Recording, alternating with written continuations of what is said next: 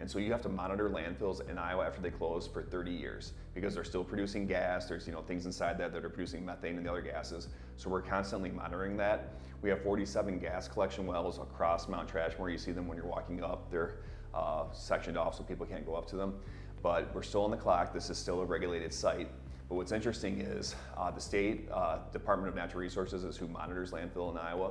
They could come to us after 29 years and 364 days and be like, you know what? This landfill is still producing a lot of gas. Your 30 years are extended indefinitely. So this could be a regulated site for a really long time. And knowing that, there'd always been talk about, oh, it's so high, make this into a ski slope, or let's run, a zip line down in the Czech Village, or have like a gondola ride going back and forth. But because it is a capped at the top, you can't disturb the cap, meaning you can't dig into it too far. Everything has to be built on top of that. So we're like, what can we do with the restrictions that are in place of this being a regulated site, a closed landfill? And so they're like, what's the best asset? The view. So we want to get up there for people to enjoy the view. So that's how it came up. Let's make it walking and biking trail. So that's what it led to.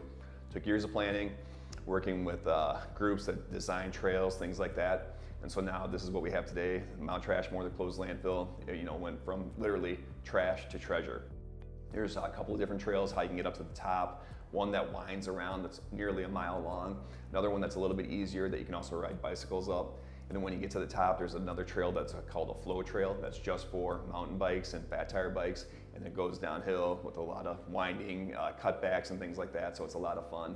So it's been a real revolution of something where we literally try to go from trash to treasure is what we talk about it. We want to take something that the whole community can enjoy, and literally everyone had a part in making this in Linn County into what it is.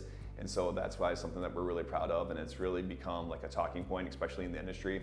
We have landfills from across the country that reach out to us like, hey, we've heard about this project and what you guys have done. What was that process like? What have you learned? And we're the only landfill in the state of Iowa that actually has a recreation coordinator on staff, the person who's in charge of taking care of Mount Trashmore. Do you have a question for Curious Iowa? We want to hear it. Submit to Curious Iowa at thegazette.com/curious.